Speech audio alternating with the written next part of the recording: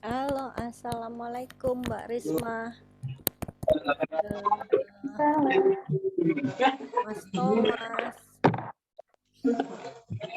Mas Ahmad Saifuddin.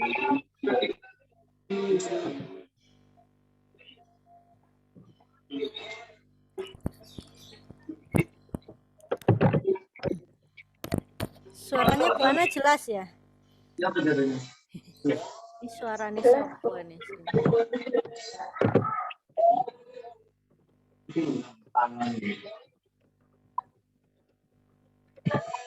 Suaranya siapa yang rame nih?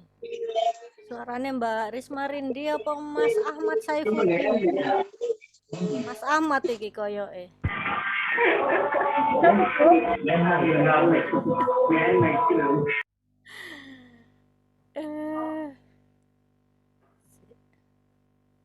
Oh iya.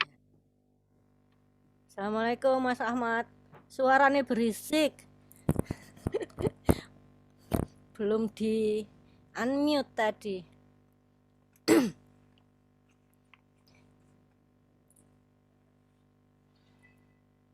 Oke, baru 6 yang join.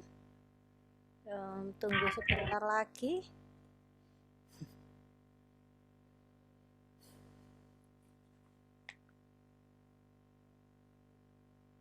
Masih kerja Mas Ahmad? Kok sawangannya ribet gitu? Pakai headset biar suara temennya ndak ikut ke mana-mana. Oh sudah. Tapi masih ramai temennya. Ndak apa-apa. Selamat sore Mas Aryo. Mbak Diah Ayu, Mbak Ranti. Oke, langsung Bu Ana share screen aja. Sekalian ini ya. Bu Ana jelasin kok ke sini.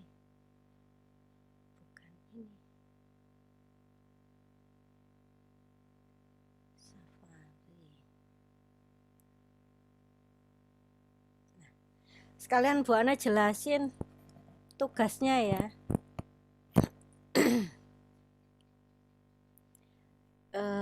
Hari ini kita masuk pada pertemuan 3. Pada pertemuan 3 ini kita membahas tentang etika dalam kepemimpinan.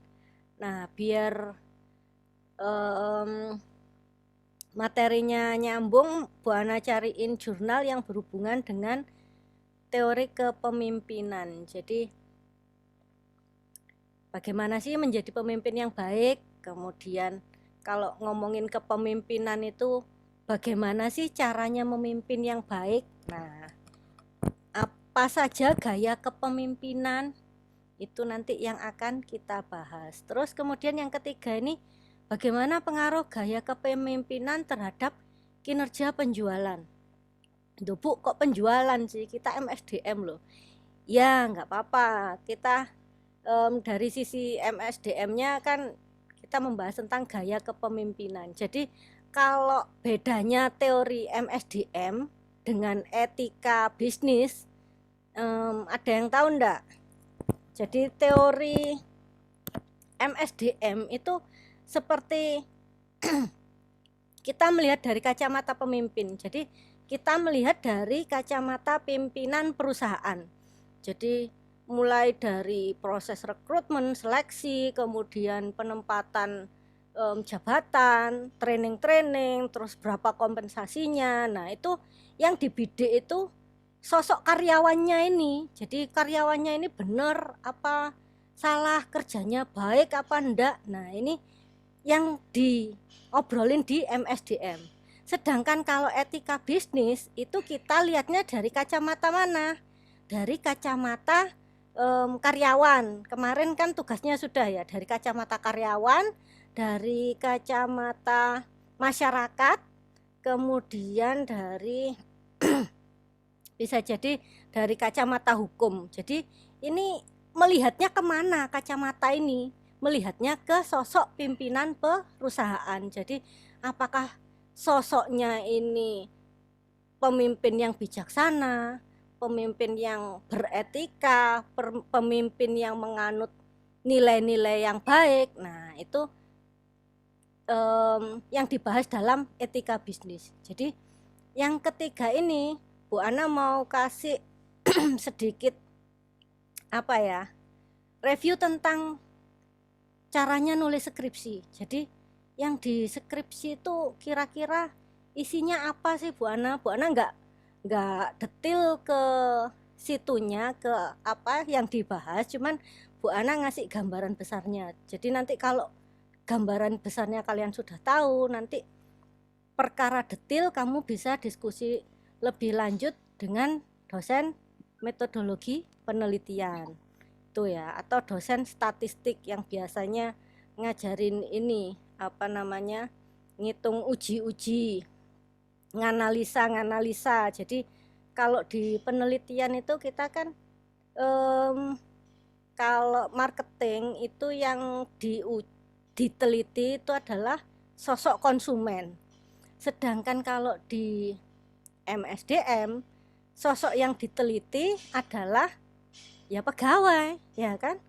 Nah, kalau yang diteliti adalah kinerja dari karyawan, kira-kira yang ditanyain siapa? Yang pertemuan 1 itu Bu Ana sudah nge-share tentang tingkatan level manajemen. Ada 3, ada lower level, middle level, dan top level. Nah, misalkan kalian ngambil judulnya itu misalkan apa namanya, faktor Y-nya itu terhadap kinerja SDM gitu ya. Nah, itu yang diteliti, jangan SDM itu sendiri, jadi harus setingkat di atasnya. Jadi yang menilai SDM itu ya yang di atas, maksudnya manajernya, pimpinannya. Nah gitu. Jadi nggak bisa pegawai itu ditanyain kerjamu gimana, ya pasti jawabnya ya bagus mas. Ya kerjanya nggak bagus ya bilangnya pasti bagus. Nah itu jadi yang perlu dicatat itu ya. Jadi Bu Ana kasih garis besarnya kalau nulis skripsi itu kira-kira tentang apa, terus bagaimana. Nah nanti tiap kali pertemuan Bu Ana kasih kayak jurnal-jurnal gitu, jadi kalian bisa dapat gambaran kira-kira besok itu aku ngambil judul apa ya buat skripsiku. Nah kayak gitu. Dan yang kali ini diambil Bu Ana adalah gaya kepemimpinan terhadap kinerja penjualan. Nah, di sini tugasnya ada 1 lembar ini ya, menjawab pertanyaan. Sebentar ya. Diano? Oh iya. Menjawab pertanyaan. Nah, sebutkan variabel apa saja yang diteliti. Di dalam penelitian skripsi itu ada 2 macam variabel. Ada variabel X dan ada variabel Y. Nah, bedanya variabel X sama variabel Y ini apa? Kalau variabel X itu adalah variabel bebas. Jadi dia yang mempengaruhi variabel Y. Nah, kalau yang ini jurnalnya kan gaya kepemimpinan terhadap kinerja penjualan. Nah, variabel X-nya yang mana? Gaya kepemimpinan atau kinerja penjualan? Bisa di open mic. Halo, ada orang enggak ini? Partisipannya 19.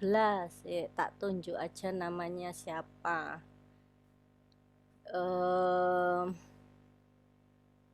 Mbak Diah Ayu Ramadhani. Kira-kira yang variabel X itu yang mana? Gaya kepemimpinan atau kinerja penjualan? Halo Mbak Diah. Ada yang Gaya bisa pemimpinan. menjawab? Mbak Dia kemana? Ke kamar mandi dah. Mbak Risma Rindi atau Mas Aryo Bagus? Barangkali sudah Gaya kepemimpinannya. Ya, jadi gaya kepemimpinan itu sebentar kok error lagi. Gaya kepemimpinan itu mempengaruhi kinerja penjualan. Misalkan gini, kalian bekerja di kantor. Nah, pimpinannya itu tipikalnya seperti apa? Apakah dia tipikal pimpinan yang otoriter, tangan besi, tidak mau tahu kondisi bawahannya seperti apa? Yang dia tahu hanya perintahnya harus dilakukan. Nah, itu gaya kepemimpinan. Nah, gaya kepemimpinan yang seperti itu pasti berpengaruh terhadap kinerja SDM, khususnya SDM bagian penjualan. Nah, terus kalau dibandingkan misalkan gaya kepemimpinan ini, jadi di jurnal itu bisa buka enggak ya? Oh ini nih, tak bukain. Ini Bu Ana, bentar. Review. Nah ini, ya gaya kepemimpinan itu ada 3. Jadi tadi kan ada pertanyaan, bagaimanakah gaya kepemimpinan itu? Mana ya gaya kepemimpinan? Ini tentang percetakan di kota Palembang. Nah ini gaya kepemimpinan. Ini ada 3 macam, 3 style. Gaya autokratis, demokratis, dan gaya laissez-faire atau kendali bebas. Jadi yang diceritain Bu Ana tadi yang autokratis, yang semi diktator tadi. Nah, komunikasinya hanya satu arah. Jadi dia taunya merentah terus ke bawahannya. Kemudian cenderung pribadi yang suka ngecam bawahannya. Itu adalah pimpinan gaya kepemimpinan autokratis. Jadi pemimpin itu mengambil jarak, dia kayak jaim gitu ya, dia nggak mau terlihat dekat dengan bawahannya. Itu adalah gaya kepemimpinan autokratis. Nah, kemudian yang kedua demokratis. Nah, kalau di sini demokratis ini dia cenderung memimpin dengan cara mengarahkan. Jadi karakter bawahannya itu seperti apa, nah itu diarahkan mana yang terbaik dari keterampilan skill yang dimiliki, nah itu yang ditingkatkan. Kemudian ini ya ciri-cirinya memperhatikan bawahan. Nah, kemudian menekankan 2 hal, yakni bawahan dan tugas. Jadi selain dia memberikan tugas, dia juga ngecek kondisi bawahannya itu kayak apa. Kemudian objektif, fact minded. Maksudnya apa ini? Jadi dia berpikiran objektif, nggak semena-mena kayak yang autokratis tadi ya. Kemudian pemimpin mencoba menjadi seorang anggota kelompok. Jadi membaur, sama kayak Bu Ana ngajar gini ya. Bu Ana kenapa gaya ngomongnya itu enggak ngambil yang gaya ngomong kayak di upacara yang protokoler gitu kan, bikin ngantuk soalnya. Jadi Bu Ana kayak yang ini, yang demokratis ini. Jadi mengambil dari sisi mahasiswa. Misalkan mahasiswa diajak ngomong model yang protokoler, terus bahasanya bahasa baku, sulit dicerna, terus apa ya, tidak bisa. Kalau kita mendengarkan seseorang bahasanya baku, tidak bisa dicerna, otomatis apa? Kita cenderung ngantuk ya kan? Ada yang ngantuk di sini? Kalau ngantuk bawa pulpen, buat nulis loh, bukan buat nyulek mata loh ya. Situ ya. Jadi tadi ada autokratis, kemudian ada demokratis, terus yang ketiga gaya kepemimpinan laissez-faire, kendali bebas. Jadi ini pemimpin yang secara keseluruhan memberikan karyawannya kebebasan. Jadi ini adalah ciri kepemimpinan yang diadopsi Google ya. Jadi Google itu mempekerjakan orang bukan untuk disuruh. Jadi Google itu mempekerjakan orang-orang yang kreatif. Dia yang mampu menciptakan apa yang harus dia kerjakan sendiri. Dan dia harus bisa mencari peluang, mencari hal-hal yang bisa dijadikan kesempatan untuk mencari uang. Nah itu, jadi gaya kepemimpinan yang kendali bebas ini diterapkan di Google. Jadi terlihat dari kantor Google itu, coba kalau browsing di YouTube kantor Google gitu ya, nanti kalian bisa kayak diajak jalan-jalan ke dalamnya, itu ada tempat bermain, kemudian ada tempat bersantai, kemudian ada tempat main game, tempat bermain bersama rekan-rekan kerja yang lainnya. Jadi dibikin senyaman mungkin kerja di Google itu. Jadi kalau orang kreatif itu butuh kenyamanan, jadi dia bisa mengeluarkan ide-ide. Jadi dia nggak butuh yang disuruh-suruh, dia nggak butuh yang dikontrol, kerjamu apa, beres apa enggak. Nah dia nggak butuh kayak gitu. Jadi nah tipe kepemimpinan ini masing-masing diterapkan harus lihat SDM-nya juga. Kalau SDM itu katakanlah IQ-nya sedang-sedang saja, cenderung ke bawah, nah itu butuh yang autokratis tadi. Jadi setengah dipaksa, ini kerjaanmu ini harus beres dalam 1 hari, 1 jam, mungkin kayak gitu ya. Tapi kalau yang kemampuannya itu rata-rata lebih ke atas, nah itu bisa kepemimpinan secara demokratis. Nah kalau berhubungan dengan SDM yang kreatif bagaimana? Ya harus mimpinya kendali bebas. Asalkan kamu bisa menghasilkan uang untuk perusahaan, ya sudah, semua fasilitas dipenuhi sama perusahaan. Jadi dari mulai makanan enak, semua itu sudah disediakan kalau di kantor Google itu. Nah itu ya. Jadi tadi Bu Ana tadi tanya tentang variabel X dan variabel Y. Nah tadi variabel X, Mbak Risma Rindi bilang gaya kepemimpinan, Bu. Oke, gaya kepemimpinan. Berarti yang X adalah kinerja penjualan. Nah, sudah tahu kan bedanya variabel X dengan variabel Y. X ini mempengaruhi dan Y ini yang dipengaruhi. Jangan kebalik ya. Nanti bikin judul kebalik. Harusnya dipengaruhi ditaruh di faktor X, ya kan? Kemudian kinerja. Apa sih maksudnya kinerja ini? Kinerja gampangannya adalah prestasi atau kemampuan seseorang.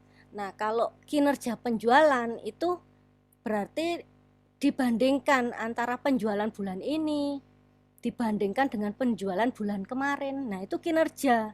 Kalau kinerjanya bagus itu otomatis grafiknya naik. Oke, sampai di sini udah ya, kinerja, hasil kerja secara kualitas dan kuantitas. Nah, oke, terus kalian akan ditanyain kerangka konsep penelitian. Nah, ini adalah penelitian dengan 1 variabel X dan 1 variabel Y. Kalau di kampus kita itu minim 3 variabel. Karena yang 2 variabel itu sudah banyak. Yang variabel X itu. Jadi variabel X-nya ini minim 3. Kalau Y-nya, mau Y-nya itu ambil topik 1, maksudnya ambil Y-nya ini 1 aja boleh, ambil Y-nya ini 2 juga boleh. Nah itu, jadi kerangka konsep penelitian kalau X-nya cuma 1 ya cuma gini aja. Tapi kalau kerangka konsep penelitiannya itu variabel X-nya ada 3, Bu, gimana? Ya ini di bawah gaya kepemimpinan ini ditulis lagi kotak lagi. Misalkan kompensasi. Terus di bawah kompensasi gambar kotak lagi. Misalkan apa? Training, pelatihan. Nah, pelatihan kan juga berpengaruh terhadap kinerja. Kemudian kompensasi juga berpengaruh terhadap kinerja. Nah, hipotesanya kan begitu. Jadi hipotesa ini perkiraan. Kira-kiranya jawabannya akan seperti ini, tapi betul apa tidak? Nah, kita uji. Ujinya bagaimana, Bu Ana? Ujinya ada alatnya.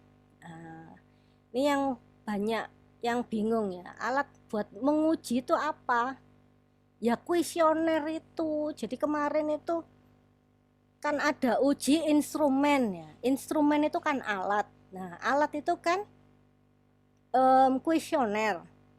Ada yang bingung uji kuesioner itu pakai apa? Nah, dalam kuesioner itu kan ada, bentar tak share yang satunya lagi.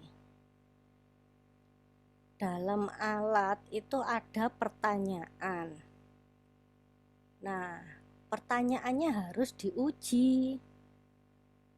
Nguji pertanyaan atau nguji instrumen itu pakai uji apa? Bentar ya, ke sini dulu. Nah, di gambarnya Bu Ana ini sudah ada. Jadi dari variabel itu tadi kan gaya kepemimpinan. Nah, terus dicari indikatornya. Oh, gaya kepemimpinan itu indikator 1 itu tadi gaya kepemimpinan autokratis. Terus indikator X2-nya adalah demokratis. Indikator X3-nya adalah laissez-faire tadi ya kan.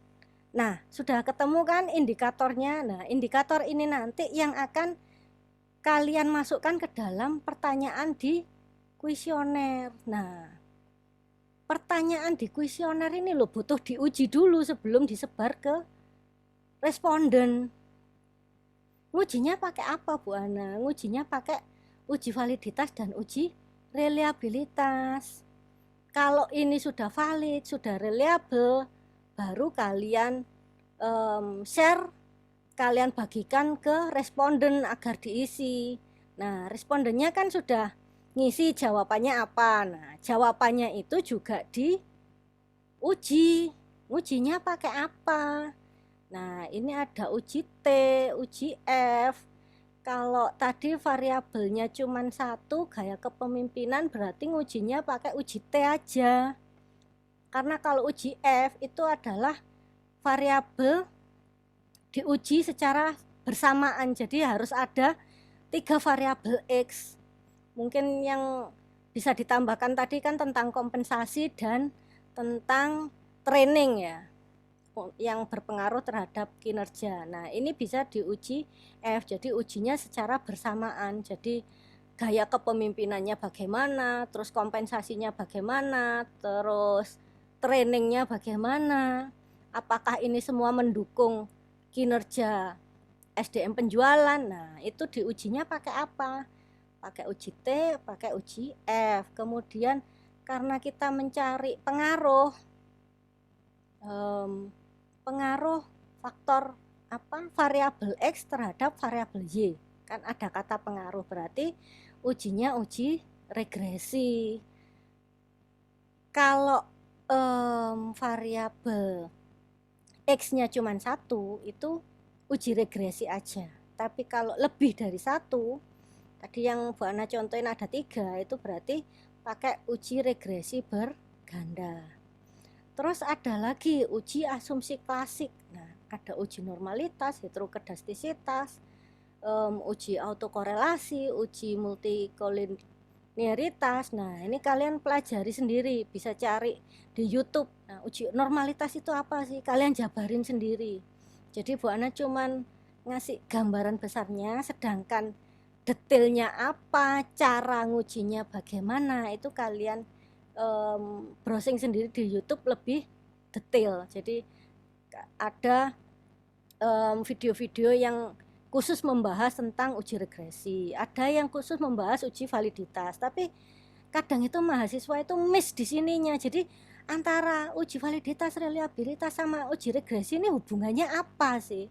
Bedanya apa? Lo nggak tahu. Jadi kalau validitas sama reliabilitas itu untuk uji pertanyaan dalam kuesioner, Bu. Kalau uji regresi itu menguji jawabannya yang ada di kuesioner, jawabannya responden yang diuji. Nah itu, jadi jangan ke ini ya, kebalik-balik. Soalnya kemarin itu kelas sebelah itu ada pertanyaannya diuji pakai apa? Uji validitas. Jawabannya uji reliabilitas. Aduh, gak nyambung. Padahal sudah di ini. Terus Bu Ana tegasin lagi nih pakai catatan. Jadi kuesioner itu ada 2, isinya ada pertanyaan dan ada jawaban responden. Pertanyaan itu bikinnya dari mana? Dari variabel yang diteliti. Nah, variabelnya tadi kan gaya kepemimpinan. Indikatornya ada berapa? Tadi ada 3 gaya kepemimpinan. Nah, ini yang penting kalian catat adalah teorinya siapa? 3 gaya kepemimpinan itu menurut teorinya siapa? Jangan menurut saya loh ya. Jangan menurut kamu. Jadi harus tahu teorinya siapa, di buku apa, halaman berapa. Nah, kayak gitu. Kemudian dari indikator tadi, ini untuk dasar menyusun pertanyaan pada kuesioner. Jadi di jurnal yang di-share Bu Ana itu sudah ada contoh pertanyaannya. Jadi indikatornya, nah ini kayak variabel gaya kepemimpinan otokratis. Indikatornya pemimpin kurang memperhatikan kebutuhan bawahan. Nah ini biasanya pakai skala Likert, bisa tidak setuju, setuju atau sangat setuju. Nah dari kata-kata tidak setuju, setuju dan sangat tidak setuju itu harus diangkakan. Loh maksudnya gimana Bu Ana diangkakan? Diangkakan itu maksudnya kalau tidak setuju itu dikasih nilai 1, kalau setuju dikasih nilai 2, kalau sangat setuju dikasih nilai 3. Nah itu nanti baru bisa diuji di SPSS. Soalnya kan penelitian kuantitatif itu harus ada angkanya. Nah bagaimana pernyataan-pernyataan yang tadi di kuesioner bisa jadi angka. Tuh ya. Jadi di situ ada contoh membuat contoh pertanyaan indikator. Jadi variabelnya apa, indikatornya apa, sudah ada di jurnal yang di-share Bu Ana tadi. Nih ya, sih bentar. Share screen yang review. Nah, ini. Nah, ini. Jadi variabel gaya kepemimpinan autokratis. Indikatornya apa? Nah, ini nanti dijadikan pertanyaan-pertanyaan. Gaya kepemimpinan demokratis. Pertanyaannya apa? Indikatornya apa? Nah, ini. Jadi lebih memperhatikan bawahan. Setuju apa enggak yang di responden. Respondennya siapa kalau kinerja SDM penjualan itu? Tentu saja pegawai bagian marketing, ya kan. Jadi yang bagian nulis ngisi kuesioner adalah pegawai bagian marketing. Jadi kan pegawai itu macam-macam ya, ada pegawai produksi, ada pegawai bagian keuangan, ada pegawai bagian marketing, ada pegawai bagian pemasaran apalagi ya tadi, pemasaran sudah, bagian keuangan, bagian SDM. Jadi pegawai yang mengurusi SDM, HRD. Oke, sampai di sini ngerti ya? Waktunya kurang 10 menit. Bu Ana lanjutkan yang pertanyaan tadi apa ya? Pertanyaan selanjutnya tadi yang nomor Tadi nomor 2 perbedaan variabel X dan variabel Y sudah tahu ya. Kemudian yang nomor 3, bagaimana cara mendapatkan data penelitian. Ini bisa survei lapangan, nyebar kuesioner, wawancara, nah kayak gitu. Yang biasanya selain kuesioner ada uji literatur, jadi baca-baca buku. Nah, kemudian nomor 4, pertanyaan yang ada pada kuesioner diuji pakai apa? Tadi kan sudah dijelasin ya sama Bu Ana. Kemudian jawabannya diuji pakai apa? Itu tadi. Jadi nanti kalau masih ada yang belum jelas bisa diputar lagi videonya, ini di-upload YouTube sama Bu Ana. Kemudian yang nomor 5, tadi sudah ya, jawaban pada kuesioner diuji pakai apa? Oh, uji regresi, uji asumsi klasik, uji hipotesa, ada uji T, uji F. Nah, terus yang nomor 6, apa perbedaan uji T dan uji F? Kalau uji T itu melihat menguji pengaruh satu variabel terhadap menguji satu variabel X terhadap variabel Y. Tapi kalau uji F itu menguji, tadi kan ada 3 variabel ya, menguji secara bersama-sama 3 variabel X terhadap Y. Nah itu ya, intinya itu. Nanti kalau kalian kopas bahasanya beda terserah, yang penting kalian paham maksudnya itu. Soalnya biasanya ditanyain di skripsi ya, di sidang skripsi kayak gitu. Oke, tugasnya sudah selesai. Balik lagi ke oh iya, tak jepret layar dulu. Waktunya tinggal 8 menit soalnya. Tolong kameranya di-on kan. Kameranya di-on kan yang pengen foto. Kalau nggak pengen foto ya delete aja. 1, 2, 3. Cheese. Oke, yang kedua. 1, 2, 3, cheese. Kita share nanti terakhir ya. Lanjut lagi ke buku diari etika bisnis. Nah, ini kamu kalau bingung Bu, nulis skripsi itu mulainya dari mana? Dari daftar isi. Jadi kamu harus menentukan judulnya dulu. Kalau kamu sudah menentukan judul, kamu udah tahu variabel X-nya apa aja, ada berapa, variabel Y-nya apa.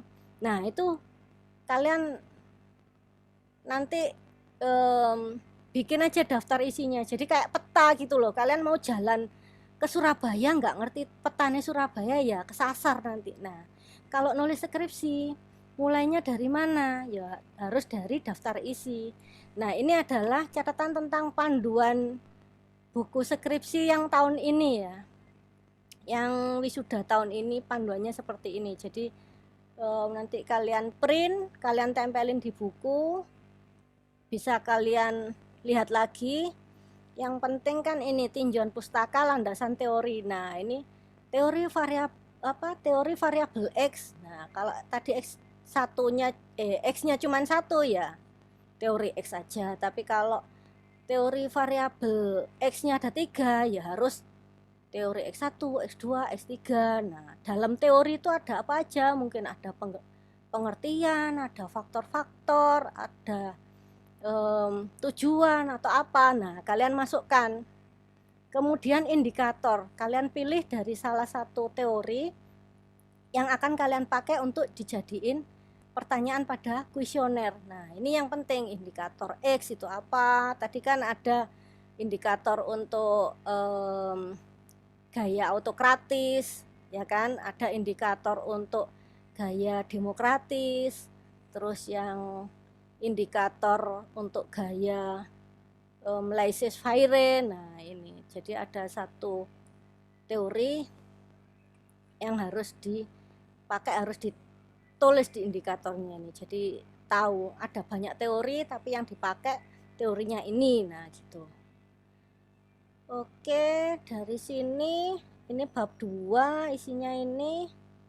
Kemudian bab 3 isinya analisis data, itu ada uji validitas, uji reliabilitas. Nah, ini 2 uji ini untuk menguji pertanyaan pada kuesioner. Terus ada uji asumsi klasik, uji hipotesis, ada uji T, uji F. Nah, ini untuk uji jawaban responden. Jadi yang mengisi kuesioner itu jawabannya apa dikumpulkan, nanti diujinya pakai SPSS. Nah, uji nih asumsi klasik, uji hipotesis, uji regresi, sama koefisien determinasi. Kemudian di bab 4 baru dijelaskan, sama ada gambaran umum, ada data penelitian. Nah, data penelitian ini kayak yang diteliti di lokasinya di mana, kemudian siapa aja yang diteliti, umurnya berapa, tingkat pendidikannya apa. Nah, itu dijabarkan di sini. Oke, sama ya. Terus yang bab kelima cuman ada penutup, kesimpulan, dan saran. Terus diperhatikan lagi daftar pustaka ini. Jadi yang kalian kutip itu kalian masukkan ke daftar pustaka. Nah, contohnya nulis daftar pustaka gimana? Ada, bisa dilihat di jurnal yang itu tadi, gaya kepemimpinan. Di belakang sendiri ada cara nulisnya daftar pustaka. Jadi biasanya namanya dibalik ya, nama belakang dulu yang ditaruh di depan, kemudian ada tahun, kemudian ada judul bukunya kalau misalkan itu buku, kemudian terbitnya di mana, tahun berapa itu ya. Jadi setelah nama itu tahun bukunya, kemudian judul bukunya apa, terus penerbitnya penerbitnya apa. Kalau bukunya Bu Ana itu biasanya Salemba 4. Nah, tergantung yang kamu kutip itu apa. Kemudian dari mana, ada penerbit dari Jogja, ada penerbit dari Jakarta, tergantung keterangannya buku ya, sudah ada semua di situ. Oke, sampai di sini ada yang bertanya?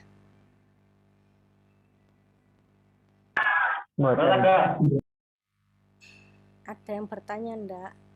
Jawabannya sudah jelas ya, jawaban tugasnya. Oh iya, ini tadi belum jelaskan tentang bisnis etik. Nih ya, tentang bagaimana sih pemimpin yang beretika. Itu ada 3 hal. Jadi pemimpin itu bisa menginspirasi. Inspirasi ini menjadi sosok yang dibanggakan bawahannya. Sosok yang baik, sosok yang dermawan, atau sosok yang berkarakter kuat, berintegritas. Nah, sosok karakter yang kedua adalah bisa memotivasi karyawannya. Jadi kalau itu perusahaan berkembang, bagaimana caranya dia ngomong ke bawahan, ayo kita berkembang bareng-bareng. Nah, misalkan ini perusahaannya sudah maju, nanti saya kasih saham, sebagian saham. Nah, itu bisa. Jadi nggak hanya kompensasi berupa uang, tapi juga kepemilikan perusahaan berupa saham. Nah, kemudian yang ketiga, pemimpin yang beretika itu seperti apa? Bisa encourage, jadi menyemangati. Misalkan pegawainya lagi banyak masalah, ya ditanyain kenapa, mungkin dia bisa ngasih solusi atau ngasih bantuan. Nah, kayak gitu, menyemangati, membuat mungkin kalau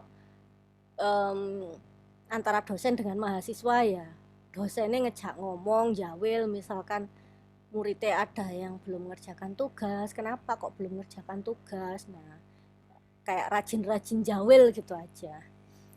Terus skill yang dibutuhkan. Nah, kalau kamu mau jadi pemimpin yang kemarin, karakter kamu yang mana, leader atau follower? Nah, kalau kamu leader, ya harus ini, communication, motivation, delegation. Nah, ini karakter skill yang harus kamu kuasai. Nah, caranya gimana? Ada banyak di YouTube. Kalian bisa browsing cara berkomunikasi yang baik bagaimana, cara memotivasi orang yang baik bagaimana. Nah, kayak gitu.